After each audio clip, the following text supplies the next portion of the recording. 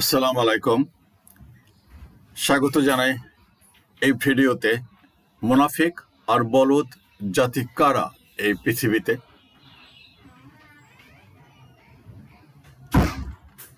যারা বিধর্মী আছে তারা তো বিধর্মী, ওদেরকে যা যা বলা হয় বলা হোক, সমস্যা নাই। বহু ধর্ম আছে পৃথিবীতে, সো ওটা নিয়ে কোনো মাথা ব্যথা নাই। দে আর সবার কাছে পরিচিত যে তারা বিধর্মী, এক কথায়। আর যারা মুসলমান তারা তো ইমানদার হওয়ার কথা, মানে খোদাভীরু হওয়ার কথা। পর্দা প্রথা ইসলামের জন্য, অন্য কোনো ধর্মে কোনো পর্দা প্রথা আছে বলে তো আমার জানা নেই। এই পর্দা প্রথার কি কোনো ডিসঅ্যাডভান্টেজ আছে? এর কোনো খারাপ দিক আছে?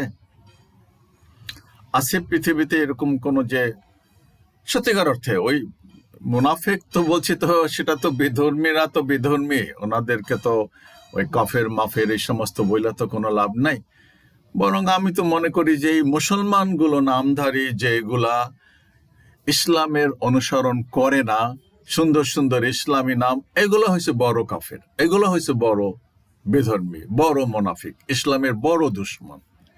নাকি এর বাইরে? কারণ এরা তো বোঝা যায় না। ধরেন এই যে আলিম ওলামারা টুপি টাপি জুব্বা জাব্বি আমার মতন আরো সুন্দর করে বেশভূষা পয়রা, বহু বহু বিধর্মী লোক ইসলাম মুসলমান সাইজা মসজিদ ইমামতি করে। আর যারা ডিক্লেয়ার্ড সে বিধর্মী, আমি জানি যে উনি হিন্দু, ওনার ধর্ম উনি পালন করবে, উনি খ্রিস্টান, ওনার ধর্ম উনি পালন করবে, উনি ইহুদি, ওনার ধর্ম পালন করবে। তো মুনাফিকের ব্যাখ্যাটা কি? মুনাফিক তো যারা মুখে বলে একটা আর অন্তরে থাকে আর একটা, বেঈমান, মুনাফিক, এগুলা শয়তান যাদেরকে বলা হয় আর কি। যারা ছদ্মবেশে মানে কথায় এবং কাজে যাদের ঠিক নাই, ছদ্মবেশ যেমন ধারণ করে না, ওই যে ডিবি যারা গোয়েন্দাগিরি করে ছদ্মবেশ ধারণ করে না, সে এরকম বিশ্বাসের দিক থেকেও এরা হলো বেশভূষায় মনে হয় যেন একজন ইমানদার ইসলামিক পরিভাষায়, বাট এরা হলো আসলে মুনাফিক। এরা এক নম্বরের কাফেরও বলা যায় এদেরকে, বড় কাফের এরা, ওগুলো তো ডিক্লার্ড। এই যে পর্দা প্রথার কথা কেন বললাম, যে পর্দার ডিসঅ্যাডভান্টেজটা কি আছে? এইখানে বৈশা, বাইরে বৈশা ইরানিদেরকে অনেক কথা বলা হয়, কিন্তু পৃথিবীতে একটাই মাত্র দেশ যেখানে নৈতিকতার পুলিশ আছে। অনৈতিক কর্মকাণ্ড, অশালীন পোশাক আশাক দেখলে এক দুইবার আন্দোলনও হয়েছে, 2-4 জন মারাও গেছে। সরকার এই ব্যাপারে খুবই স্ট্রিক্ট।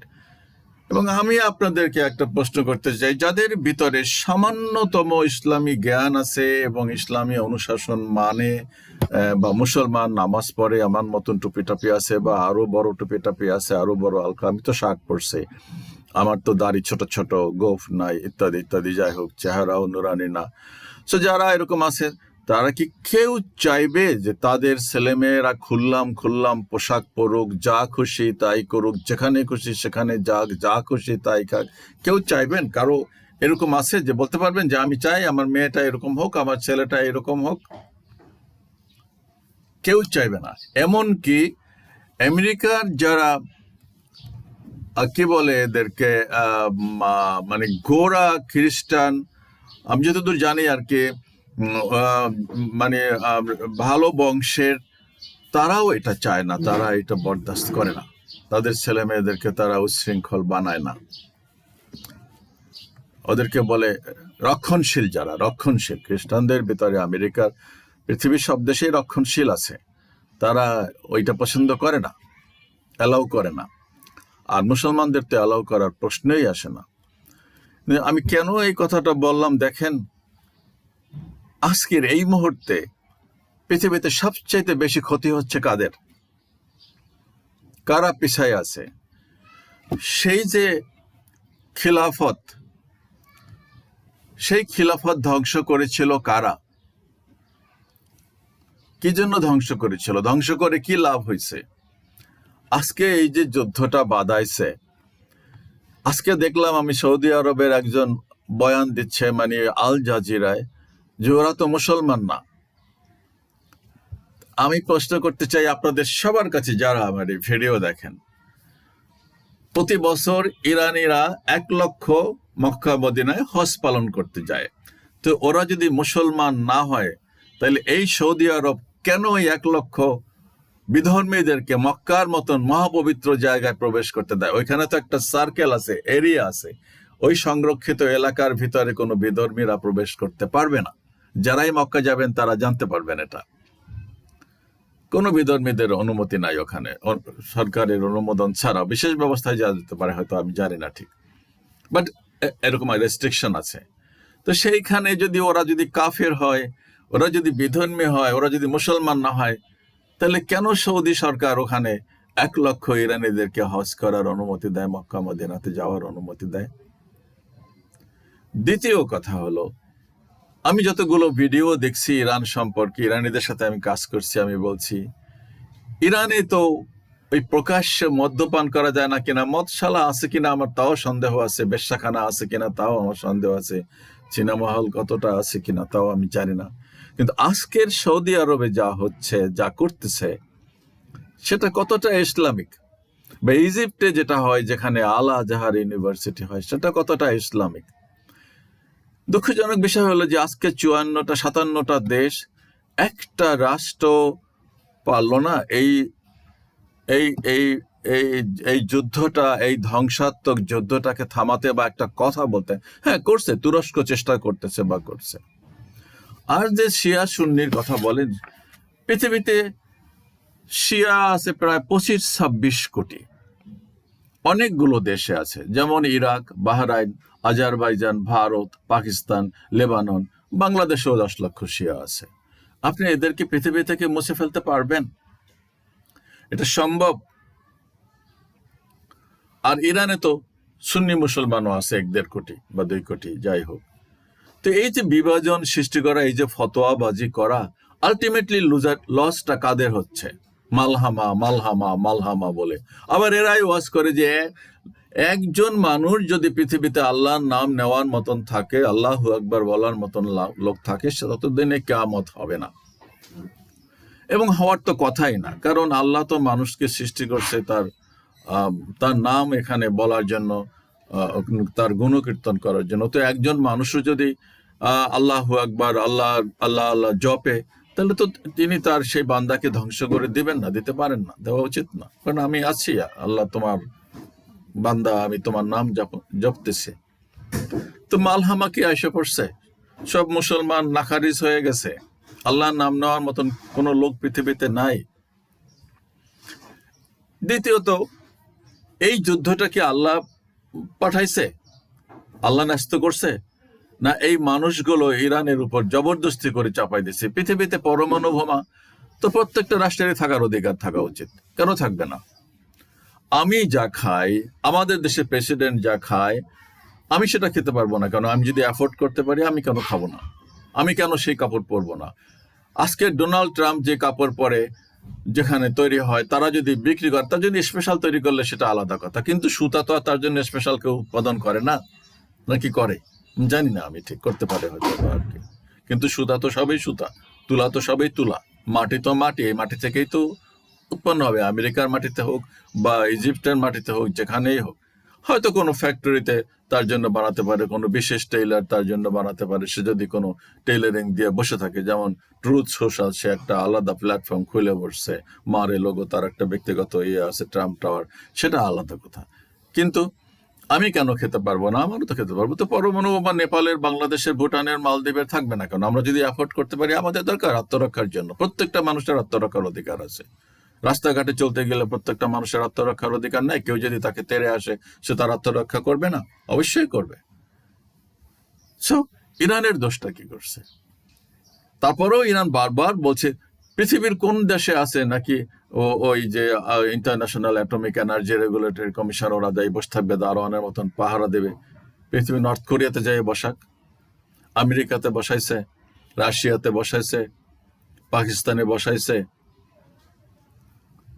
তারা, মজার বিষয় হলো, ঝগড়া ধরেন একটা ভুল বোঝাবুঝি যদি, মাস চাইতে মাসির দরদ বেশি হইলে সেই পরিবারে অশান্তি। আমরা আমরা একটা পারিবারিক সমস্যা যদি থার্ড পার্টি কেউ ইন্ধন যোগায় বা সে কোনো ভালোবেসে ইন্ধন যোগায়, কখনো বুঝতে হবে, পরিবারের লোকদেরকেও বুঝতে হবে, মগজ থাকতে হবে যে আমরা নিজেরাই যদি মিট করতে না পারি আমাদের সমস্যা, তাহলে বাইরের লোকেরা তো চাইবে আরো যে ধ্বংস হয়ে যাক। আমি ব্যক্তিগতভাবে তো এটার অভিজ্ঞতা, আমাকে সাফার করতে হয়েছে আর কি, অনেক আনফর্চুনেটলি। যাই হোক, তো সেটা এই যে 57টা মুসলিম দেশ, একটা দেশে তো এখন কি হচ্ছে, ইরান কি ছেড়ে দেবে? বলছি 20-26 কোটি শিয়া আছে পৃথিবীতে বিভিন্ন দেশে, তাদের কলিজার ভিতরে রক্তক্ষরণ হচ্ছে না?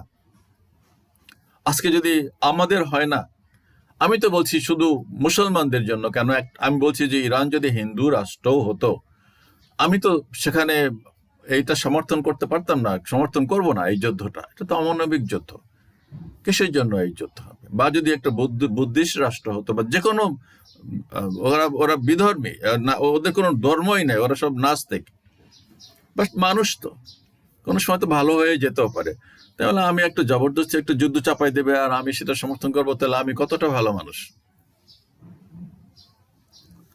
আসলে অতটুকু বলছি তো, অতটুকু লেখাপড়া, অতটুকু বুদ্ধি, অতটুকু প্রজ্ঞা, অতটুকু দূরদর্শিতা, অতটুকু জ্ঞান না থাকলে তো মানুষের মুখ দিয়ে যা আসে তাই বলে ফেলে, কিন্তু চিন্তা করে না যে আসলে এই কথাটার ইম্প্যাক্টটা কি, এটা কতদূর যাচ্ছে, কতদূর গড়াবে। তারপরে এত ফটর ফটর করে, আমি ফটর ফটর বলছি, এত বড় বড় ওয়াজ করে, বড় বড় পাগড়ি লাগাইয়া, বড় বড় চেয়ারে বসে, বারবার বলছি, এই বিশ্ব রাজনীতিতে, বিদেশেও আছে এগুলো, মুসলিম সব দেশে আছে এত বড় বড় বুজুর্গ। বিশ্ব রাজনীতির ময়দানে একটা মুসলমান আছে কথা বলার? আছে? কেন নাই? বারবার বলছি, আজকে তো এদের তো রাষ্ট্র চালানোর কথা ছিল। আজকে যদি এরা রাষ্ট্র চালাতো, এই আলেম ওলামাগুলো নবী মুহাম্মদের মতন সেনাবাহিনীতে থাকতো, তাইলে কি আমাদের দেশে যে সমস্ত ঘটনা ঘটে, একটা মানুষের ভিতরে সামান্যতম মূল্যবোধ থাকতে, আল্লাহর কাছে জবাবদিহিতার ভয় থাকলে, এতটুকুই শুধু, আল্লাহর কাছে আমাকে জবাবদিহি করতে হবে, আল্লাহর সামনে আমাকে দাঁড়াতে হবে, আমি সেদিন কি নিয়ে দাঁড়াবো, এতটুকুই যথেষ্ট চেক অ্যান্ড ব্যালেন্সের জন্য একটা মানুষের জীবনে। তাহলে কি তারা এই রাষ্ট্রে, এই বাংলাদেশে আমাদের চোখের সামনে আজকে একজন বলতেছে ইলেকশন খুব ভালো হয়েছে, একেবারে সফল উনি, আমি বলি শালার, হঠাৎ করে রেজাল্ট দেওয়া বন্ধ করে দিয়ে 10 ঘন্টা পরে রেজাল্ট দিয়ে দিল। মানুষের কত বড় বিবেকহীন, কত বড় মোনাফেক হলে মানুষরা এই সমস্ত কথাবার্তা বলতে পারে, আমার মাথার মধ্যে ঢোকে না। যাই হোক, তো এটা তো বাংলাদেশের প্রেক্ষাপট বলতেছি। বাংলাদেশের যা যা ঘটনা হয়েছে এই বিগত এই জুলাই বিপ্লবের 15 কি আমি বলতেছি, একদম জন্মের পর থেকে যা যা ঘটনা হয়েছে, আলহামদুলিল্লাহ আমি তো সব সচক্ষে দেখছি। মরে যাবো যখন, তখন তো কথা থাকবে না, স্তব্ধ হয়ে যাব। আমার পক্ষে আমাকে মুয়াজ্জেম তো আর কথা বলবে না, এই মুয়াজ্জেম অন্য মুয়াজ্জেম বলতে পারে। সো আমি তো সব দেখছি। আমি কিভাবে এগুলোকে আমি বুকের ভিতরে চাপা দিয়ে রাখবো, বা আমি বানোয়াট কথা বলবো? কেন বলবো? আমার কি স্বার্থ আছে, কি পাওনা আছে? আমার স্বার্থ শুধু এই যে নতুন প্রজন্ম, শুধু এই দেশের না, গোটা পৃথিবীতে, এই পৃথিবীটাকে তো মানুষের বসবাস অযোগ্য করে তুলতেছে এই যুদ্ধ বিগ্রহ। যাই হোক, যেটা বলতেছিলাম, বিশ্ব রাজনীতিতে কোনো কথা বলার কেউ আছে? কেন নাই? 57টা মুসলিম দেশ কি করে? তার মানে এগুলা সব হলো এক ধরনের মুনাফিক। এদের কোনো কিছু যায় আসে না এই উম্মার বা মুসলমানদের, এরা শুধু নিজেদের গদি টিকায় রাখার জন্যই। আর না হয় কেন ওই রাষ্ট্রটার সব দেশে ঘাঁটি, সব জায়গায় ঘাঁটি। এখন ইরান ওই নেতাদের মারার পরে আজ 2-1 দিনের ব্যাপক আকারে হামলা করতেছে সৌদি আরবে, আশেপাশে সব জায়গায়। এরা কি করবে? এদের করার কি আছে? মার খাবে? শুধু পিঠ পেতে দেবে, গাল পেতে দেবে? কোনো উপায় আছে? আমি তো মনে করি, দেখা যাক। আমি বারবার বলছি যে যুদ্ধটা 50 বছর, 50 ইয়ার্স কন্টিনিউ করুক, 50 ইয়ার্স। আমি তো বাঁচবো না, আমি সে কথাও বলছি। 6 বছর যদি বাঁচি, 1 বছরও বাঁচি, আল্লাহ যদি বাঁচায় রাখে, কালকেও তো মরে যেতে পারি, একটু পরেই মরে যেতে পারি। তো আমি দেখতে চাই যে এটার শেষ পরিণতিটা কি হয়। সত্যের জয় হয় না মিথ্যারই জয় হয়? তো এটা এটা আসলে ঠিক না। এখন যুদ্ধটা ব্যাপক আকারে ছড়াই পড়ছে, আঞ্চলিক যুদ্ধ। এবং আমি তো মনে করি একটা বিশ্বযুদ্ধ, তৃতীয় বিশ্বযুদ্ধই হতেও পারে, অসম্ভব কিছুই না। যে কোনো মুহূর্তে এটা সেদিকে টার্ন নিতে পারে। ইরানের পক্ষে কি লোক নাই? অবশ্যই আছে। দুইটা পরাশক্তি আছে। আমি জানি না তারা শেষ পর্যন্ত কি করবে। আসলে ওদের তো কমিটমেন্টের কতটা ঠিক আছে, কতটা ঠিক নেই। সবাই তো নিজের স্বার্থের জন্য, এই পৃথিবীটা আসলে স্বার্থের জন্যই। মানুষ যদি একটু নবী মুহাম্মদের মতন হতো, নবী মুহাম্মদ সাল্লাল্লাহু আলাইহি সাল্লামের মতো হতো, তাহলে পৃথিবীটা এরকম হতো না। পৃথিবীতে একটাই মাত্র ব্যক্তি যার কোনো পার্সোনাল ব্যাংক অ্যাকাউন্ট ছিল না, যার কোনো সঞ্চয় ছিল না, যিনি কোনো বাড়ি রেখে যান নাই, যিনি কোনো গাড়ি রেখে যান নাই তার মরার আগে। সুতরাং ওনার তো কোনো পার্সোনাল ইন্টারেস্ট ছিল না, বরং যা ওই রাষ্ট্রীয় কোষাগারে যা আসতো ওই যুদ্ধ বিগ্রহ থেকে বা জাকাত ফান্ড থেকে, কর টর যা ছিল আর কি, সেগুলো উনি যখন আসতো সাথে সাথে মানুষের মধ্যে বিলায়া দিতেন। এটাই ছিল ওনার নীতি, ওটাই ছিল ওনার আদর্শ। কেউ বলতে পারবেন যে উনি কোনো সম্পদ রেখে গেছেন, কোনো বাড়ি রেখে গেছেন, কোনো ব্যাংক ব্যালেন্স রেখে গেছেন, কোনো জমি রেখে গেছেন? না, এরকম কোনো নজির নাই, কেউ বলতে পারবেন না এটা। আর এদের এক একজনের ভিলা, এক একজনের সম্পদ, ওই যে ট্রাম্প টাওয়ার, মারে লোগো, সবার আছে। এইটাই হলো পার্থক্য নেতৃত্বের এবং নেতার এবং মনুষ্যত্ববোধের বা দায়িত্ব পরায়ণতার। কিন্তু সেই নবী মুহাম্মদ সাল্লাল্লাহু আলাইহি সাল্লামের শাসক হওয়া, উত্তরসূরি হওয়া হতে ছিল এই বড় বড় পাগড়িওয়ালা মোল্লাগুলো, যারা বড় বড় ওয়াজ করে। এখন আমি খারাপ কথা তো আমি বলতে চাই না, খারাপ কথা বললে তো ওনাদের কষ্ট লাগবে, কিন্তু হ্যাঁ, ওনারা জবাব দেয় না, চুপ থাকে। এখন বুঝতেছে মনে হয়, এবং আস্তে আস্তে তারা বলতেছে যে না, তাদের আসলে প্রশাসনে আসা উচিত, তাদের বিভিন্ন বিষয়ে লেখাপড়া করা উচিত। আজকে যদি ওনারা বুঝতো, ওনারা যদি রাষ্ট্র চালাতো, আমি তো বলছি, কসম কেটে বলছি, এতটা খারাপ হতো না। যার ভিতরে অন্তত আল্লাহর কাছে জবাবদিহিতার, মুনাফেকের কথা আলাদা, যারা সত্যিকারের ইমানদার, যারা আল্লাহকে ভয় করে, অন্তত তারা এতটা খারাপ হতে পারতো না, হতো না। আমি খবর রাখি তো, একজন ভালো মানুষ আছে আর কি। সো দেখা যাক কতদূর যায়। একটা বিশ্বযুদ্ধ বাঁধুক, অন্তত একটাও তো দেখি নাই বিশ্বযুদ্ধ, প্রথম বিশ্বযুদ্ধ, দ্বিতীয় বিশ্বযুদ্ধ দেখি, তাও তো জীবনের একটা পূরণ হবে আর কি, যে অপূরণ যেটা আছে পৃথিবীতে, যে ঘটনা ঘটে সচক্ষে দেখার তো সুযোগ হয় না, তো একটা দেখলাম, অসুবিধা কি আছে। আর এই গাধা গর্দভের জাতি, এই মুসলমান জাতির জন্য একটা চূড়ান্ত শিক্ষা হওয়া উচিত, চূড়ান্ত শিক্ষা উচিত। খালি শিয়া সুন্নি, বলদের বাচ্চা, বলদ রাষ্ট্র। আমি sorry to say all this things. আল্লাহ হাফিজ, আসসালামু আলাইকুম।